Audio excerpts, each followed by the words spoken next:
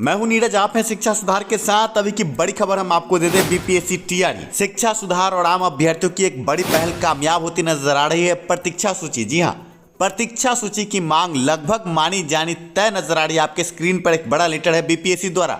ये लेटर जारी होने की बात कही जा रही है। इस लेटर में 15/11/2023 तक प्रतीक्षा सूची की बात नजर आ रही है। हालांकि अभी तक इस लेटर की पुष्टि नहीं की गई है और बीपीएससी की तरफ से कोई बयान नहीं आया, पर इस वायरल लेटर से ये साफ नजर आ रहा है कि कहीं ना कहीं बीपीएससी टीआरई प्रतीक्षा सूची की मांग मानी जा रही है। शिक्षा सुधार ने तो रिजल्ट से पहले ही ये बात कही थी कि प्रतीक्षा सूची के बिना कैसा रिजल्ट, और इसके अलावा नियोजितों को हटा करके नियोजितों की जगह बेरोजगार शिक्षक अभ्यर्थियों की बहाली की भी मांग शिक्षा सुधार उठा रहा था। और आपको बता दें कि इस संबंध में भी एक लेटर जारी हुआ जिसमें जो नियोजित शिक्षक जहां पहले से पद नियुक्त हैं वहीं पर उनको पद नियुक्त रहने का निर्देश है। ऐसे में कहीं ना कहीं नियोजित शिक्षकों को अगर पहले से पदस्थापित पदों पर ही नियुक्ति की बात की जा रही है, तो जितने भी नियोजित शिक्षक हैं, जब ये लेटर जारी हो गया कि पहले से पद नियुक्त पदों पर ही उनकी नियुक्ति होनी है, तो ऐसे में नियोजित शिक्षकों को बीपीएससी टीआरई नियुक्ति पत्र उनके पूर्व के ही विद्यालयों में दे करके कहीं ना कहीं बेरोजगार शिक्षक अभ्यर्थियों पर मेहरबानी करे सरकार। आपके स्क्रीन पर बड़ा लेटर है जिसमें ये कहा गया कि नियोजित शिक्षक अपने पूर्व के विद्यालय में ही पदस्थापित रहेंगे। ऐसे में शिक्षा सुधार ने तो पूर्व में ही कहा था कि भारी संख्या में अगर नियोजित उत्तीर्ण हो जाते हैं तो आगे उनकी नियुक्ति की क्या व्यवस्था होगी, और अगर उन्हें बीपीएससी टीआरई के तहत नया स्कूल दिया गया तो हजारों की संख्या में पूर्व के स्कूलों में जो रिक्ति होगी उसके संबंध में सरकार क्या व्यवस्था करती है। कहीं ना कहीं ये जो आनंद फानन में बीपीएससी परीक्षा ठानी गई, किसी प्रकार के सोच समझ के बिना ये परीक्षा ठानी गई है, और अब जो शिक्षा सुधार ने कहा था वही कार्य सरकार कर रही है कि नियुक्ति जो नियोजित शिक्षक है उनको पूर्व के विद्यालय में ही दे रही है। आपके स्क्रीन पर लेटर है। शिक्षा सुधार की टीम कर्मठता के साथ कार्य कर रही है, वो चाहे बीपीएससी कार्यालय हो या शिक्षा विभाग हो। हमने लगातार ज्ञापन भी दिया है कि सेकेंड मेरिट लिस्ट जारी करके अभ्यर्थियों की नियुक्ति की जाए और खास करके बेरोजगार शिक्षकों की नियुक्ति की जाए। और ऐसे में कई तरह के लेटर कहीं ना कहीं अभ्यर्थियों के पक्ष में जा रहे हैं। इसका मतलब ये नहीं कि अभ्यर्थी चद्दर तान के सो जाए, अपनी मांगों को मजबूती के साथ आगे रखें और 100% मांग मानी जानी तय है, क्योंकि कहीं ना कहीं जो अभ्यर्थी कटअप को पार कर रहा है और बेरोजगार है वो फेल नहीं है, सरकार की नीति के कारण आज वो फेल है। और इसमें आप आम अभ्यर्थियों का भी बड़ा हाथ है जो मेरिट नॉट मेरिट और तरह तरह की आपसी खींचातान लड़ाई में रह गए। आपके हाथ में शिक्षा सुधार ने 3 साल 4 साल पहले ही लड्डू दिया था। स्टेट 2019 रद्द करवा करके आपको जो रिजल्ट दिया गया था, आपको नियुक्ति की मांग करनी चाहिए थी, पर आपके बीच के ही गिंडा पांडाओं ने आपको बर्बाद किया और आपको 60-40 80-20 करके रिजल्ट मांगने के लिए मजबूर किया। जब आपको नियुक्ति मांगनी थी तो आलोक श्रीवास्तव जैसे शख्स खड़े हुए और आपको कहा कि आप नियुक्ति नहीं नियमावली मांगिए, और ऐसे ही शख्स सचिवालय जाते हैं और आलोक श्रीवास्तव जैसे शख्स ने, और आलोक श्रीवास्तव ने डोजियर देकर के बीपीएससी टीआरई की परीक्षा ठनवाई। और ऐसे में बेरोजगार शिक्षक अभ्यर्थी आज सड़क की धूल फाँक रहे हैं। शिक्षा सुधार ने तो आपके हाथ में लड्डू दिया पर आप खा नहीं पाए। पर अभी जो कई लेटर हम आपको प्रस्तुत करवा रहे हैं, आप समझ सकते हैं कहीं ना कहीं अब प्रतीक्षा सूची की बात सामने आ रही है। आपके स्क्रीन पर जो लेटर है उसको हम पढ़कर आपको विश्लेषित करते हैं।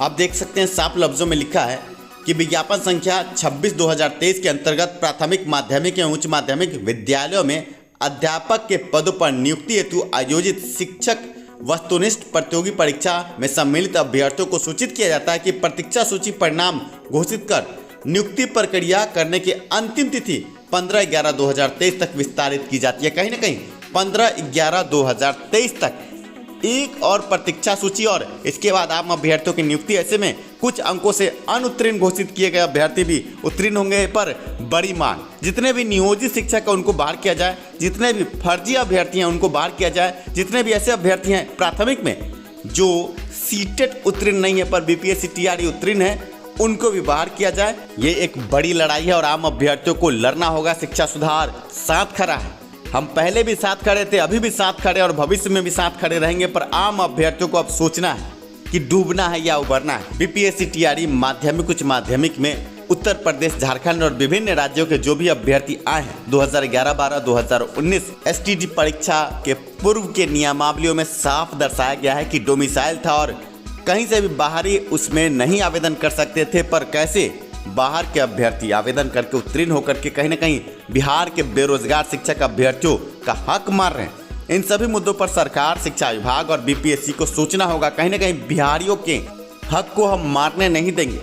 बिहार के सरकार को, शिक्षा विभाग को, बीपीएससी को गलत नीतियों से बचना चाहिए। वर्तमान में आप समझिए कि जो भी अभ्यर्थी कटअप को पार कर रहे हैं, क्या वो अनुत्तीर्ण होने के लायक हैं? जी नहीं, पर उन्हें जानबूझ करके अनुत्तीर्ण किया गया, ये गलत है। और अगर नियोजितों को हटा दिया जाए, फर्जी अभ्यर्थियों को हटा दिया जाए और तब रिजल्ट जारी किया जाए तो 100% जो भी बेरोजगार है सभी की नियुक्ति लगभग सुनिश्चित है। तो 38 जिले के बेरोजगार शिक्षक अभ्यर्थियों, वो चाहे ट्विटर के माध्यम से हो, आंदोलन के माध्यम से हो, अपनी आवाज़ को बुलंद करते रहें। कहीं ना कहीं आपको आपका हक मिलेगा।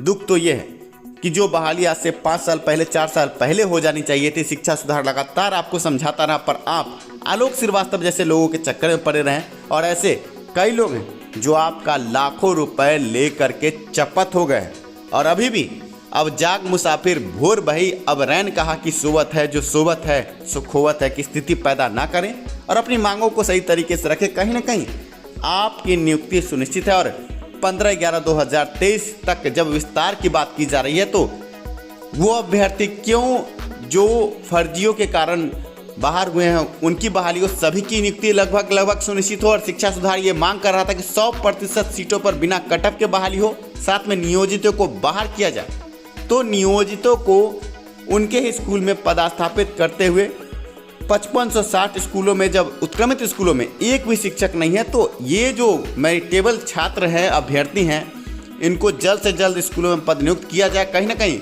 ये बिहार के बेरोजगार शिक्षक अभ्यर्थी जो ट्रेंड है, सीटेट, बीटेट, स्टेट उत्तीर्ण हैं, इनको अगर स्कूलों में पद नियुक्त किया गया तो स्कूली शिक्षा को ये नया आयाम देंगे। पर वर्तमान में हम देख रहे हैं कि उत्तर प्रदेश, झारखंड और विभिन्न राज्यों के अभ्यर्थियों को यहाँ बुलाया जा रहा है और सीधे ओपन बहाली करके अभ्यर्थियों को नियुक्ति पत्र दिया जा रहा है। पर सोचिए कि ये लोग जो बिहार के बाहर के हैं, क्या बिहार के बारे में सही तरीके से सोच पाएंगे? और सोचिए अगर उत्तर प्रदेश, झारखंड में नियुक्ति की प्रक्रिया शुरू हुई और ये जो बाहर के उत्तर प्रदेश, झारखंड और विभिन्न राज्यों के जो अभ्यर्थी अपने राज्य में परीक्षा उत्तीर्ण करके वहाँ पद नियुक्त हो गए, तो एकाएक जो सीटें रिक्त होंगी उनके लिए क्या बिहार सरकार कभी सोचती है? आप समझिए कि उत्तर प्रदेश हो या झारखंड हो, वहाँ पर डोमिसाइल है।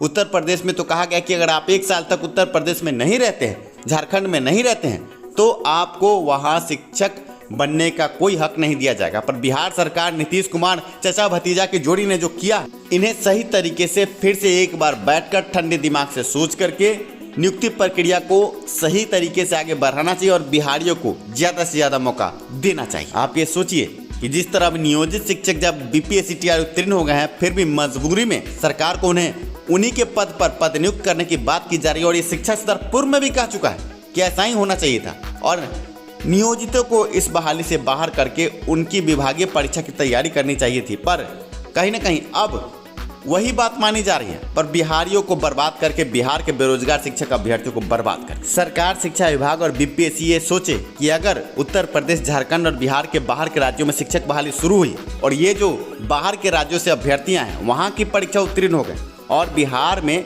रिक्ति छोड़कर एकाएक यहाँ से वापस चले गए, तो यहाँ के शिक्षा व्यवस्था जो एकाएक चरमराएगी, उसका जिम्मेवार कौन होगा? और ये भविष्य में आपको देखने को 100% मिलने जा रहा है। कहीं ना कहीं एक गलत फैसला बिना डोमिसाइल के अभ्यर्थियों को बिहार के बाहर से यहाँ पर लाना बिहार के छात्रों के साथ नाइंसाफी है, साथ में बिहार के बेरोजगार शिक्षक अभ्यर्थियों के साथ नाइंसाफी है। इस वीडियो को जितना हो सके शेयर करें, जिससे कि उच्च अधिकारियों के कानों तक, सरकार के मंत्रियों तक, तेजस्वी यादव, नीतीश तक ये बात पहुंचे कि कहीं न कहीं इस नौटंकी के कारण बेरोजगार शिक्षक अभ्यर्थी जो बिहार के मारे जा रहे हैं, इनके दर्द को समझे उच्च अधिकारी और एक आवाज उठे जिससे कि आपको आपका हक मिले। इस वीडियो के डिस्क्रिप्शन में टेलीग्राम, व्हाट्सएप, फेसबुक सभी का लिंक हमने आपके लिए उपलब्ध कराया है। जुड़ें शिक्षा सुधार से। धन्यवाद वीडियो देखने के लिए।